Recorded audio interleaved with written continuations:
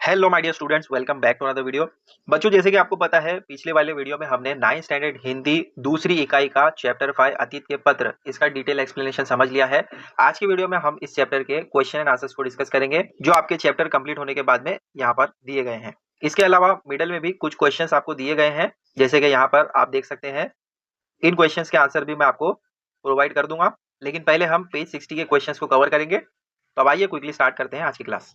तो सबसे पहले डिफिकल्ट वर्ड्स, जो शब्दार्थ हैं, उसको आप नोट डाउन कर लीजिए। अस्वाद व्रत, फीका भोजन करने का व्रत।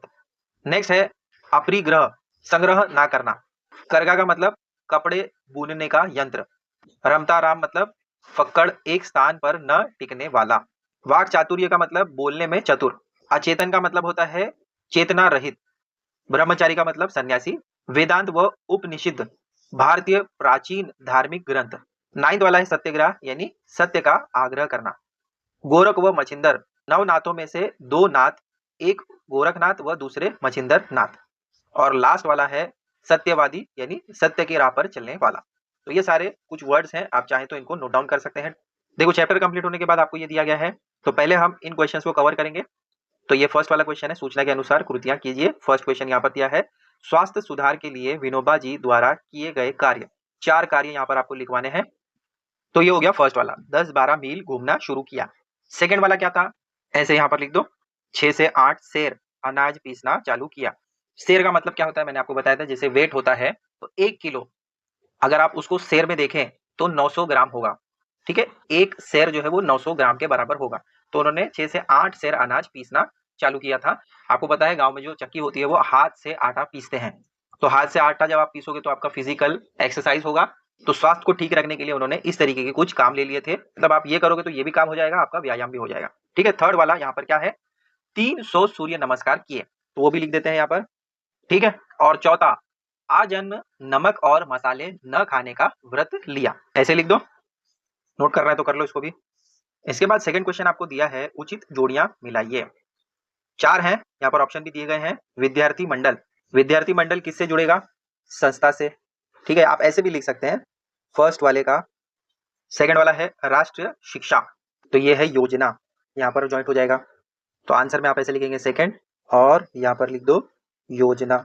या आप पूरा इस तरीके से नोट कर लीजिए और उसके आगे यहाँ पर आंसर लिख दीजिए या उत्तर लिख दीजिए, और उसके बारे में यहाँ पर इसके सामने इसका आंसर, इसके सामने इसका आंसर, ऐसे भी लिख सकते हैं या ऐसे भी लिख सकते हैं। थर्ड वाला क्वेश्चन है, विनोबा जी का साध्य, उनका साथी कौन था, आश्रम। तो थर्ड वाला यहाँ पर आ जाएगा आश्रम। चौथा है ब्रह्मचर्य, यानी ये व्रत है ना, जो उन्होंने व्रत लिया था, एक तरह से कसम ली थी। 4 हैं, चारों के आंसर यहाँ पर प्रोवाइड कर दिए हैं, आप चाहे तो नोट कर सकते हैं। तो ये हो गया, ये हो गया। थर्ड यहाँ पर आपको ग दिया है, अर्थ लिखिए। अपरिग्रह शब्द के तात्पर्य है कि, इसका मीनिंग आपको लिखना है। वैसे ही रमता राम शब्द के तात्पर्य है कि, आपको इनके तात्पर्य क्या है उसका अर्थ लिखना है। तो पहला, अपरिग्रह का मतलब होता है संग्रह ना करना। रमता राम का मतलब होता है एक स्थान पर न टिकने वाला व्यक्ति। गांधी जी ने कहा था ना, मैं रमता राम हूं, यानी एक जगह पर टिकने वाला व्यक्ति नहीं हूं। तो ये 2 हैं, आप चाहे तो इसको भी नोट कर सकते हैं। तो मेन क्वेश्चन 1 आपका यहाँ पर कंप्लीट होता है। देख लो, ये फर्स्ट क्वेश्चन था जिसमें 1, 2, 3 सब क्वेश्चन दिए गए हैं। अब इसके बाद में मेन क्वेश्चन 2 है, स्वास्थ्य शरीर में स्वस्थ मन का वास होता है, इस पर स्वमत लिखिए, जिसका आंसर यहाँ पर हमने प्रोवाइड कर दिया है। आप चाहे तो रीड कर सकते हैं, और अगर आपको नोट करना है तो वीडियो पॉज करके आप इसको कॉपी भी कर सकते हैं। ठीक है, बहुत ही सिंपल है, आप रीड करोगे तो आपको समझ में आ जाएगा। अब उसके बाद में लास्ट क्वेश्चन आपको यहाँ पर दिया गया है, अर्थ की दृष्टि से वाक्य परिवर्तित करके लिखिए।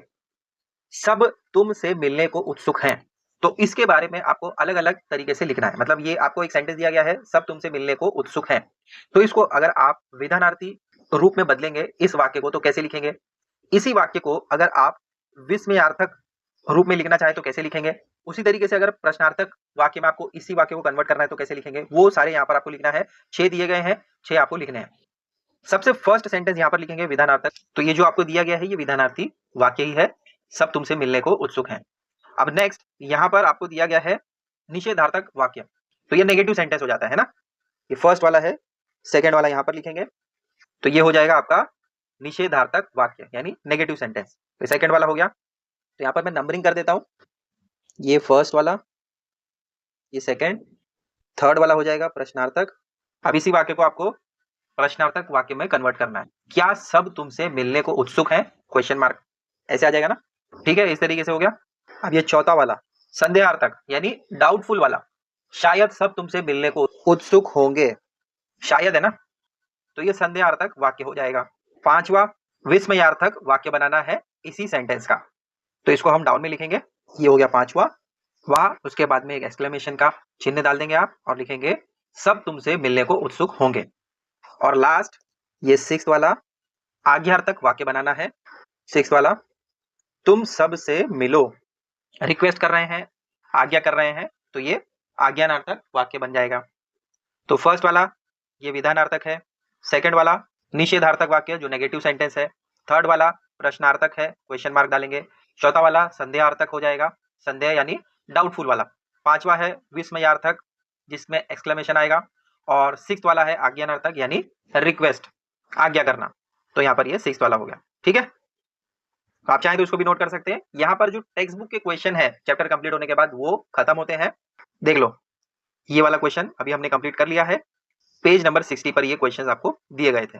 पेज नंबर 57 पर आपको ये दिया गया है संभाषणीय, जिसमें आपको ये क्वेश्चन पूछ रहे हैं, इसका आंसर अभी मैं आपको प्रोवाइड करूंगा। ये रहा पेज 57 का क्वेश्चन, किसी महान विभूति के जीवन संबंधी कोई प्रेरक प्रसंग बताइए। तो ये क्वेश्चन है, इसका आंसर हमने यहाँ पर प्रोवाइड किया है। आप चाहें तो अपने ओन वर्ड से भी लिख सकते हैं, या आपको कहीं और से कोई और आंसर मिलता है, आप सर्च कर रहे हो तो वो भी आप लिख सकते हैं। अध्यापक और छात्र के बीच का डिस्कशन ये आपको यहाँ पर हमने प्रोवाइड किया है। तो यहाँ पर छात्र जो है वो अपना इंटरेस्ट बताता है कि वो किस तरीके से किससे प्रेरित है, तो ये है इसका आंसर। आप चाहें तो इसको नोट कर सकते हैं, या आप अपने ओन वर्ड में लिखना चाहे तो आपकी मर्जी, वरना इसी को आप कॉपी कर लो। तो ये हो गया आपका पेज 57 का क्वेश्चन का आंसर। अब आ जाइए पेज 58 पर, वहां पर आपको लेखनीय इस तरीके से दिख जाएगा और क्वेश्चन दिया गया है गांधी जयंती के अवसर पर आकर्षक कार्यक्रम पत्रिका तैयार कीजिए।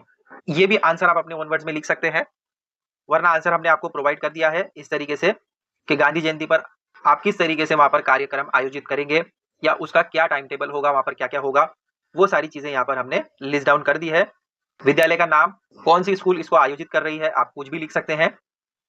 टाइम बता दिया गया है किस टाइम पर होगा, 2 अक्टूबर 2017, आप चाहे तो सन भी चेंज कर सकते हैं, 2025, 26, 24, जो आपको लिखना है वो लिख सकते हैं, बट 2 अक्टूबर रखिएगा। और कार्यक्रम का स्थान क्या होगा वो भी यहाँ पर आप चेंज कर सकते हैं। क्या क्या होगा उसकी सूची यानी उसका लिस्ट यहाँ पर दिया गया है, 8 बजे ये होगा, 8:30 बजे, 9 बजे, 10 बजे, पूरी लिस्ट यहाँ पर दे दिया है। आप चाहे तो इसको नोट कर सकते हैं, या अपने ओन वर्ड में लिखना चाहे तो भी लिख सकते हैं। समझा?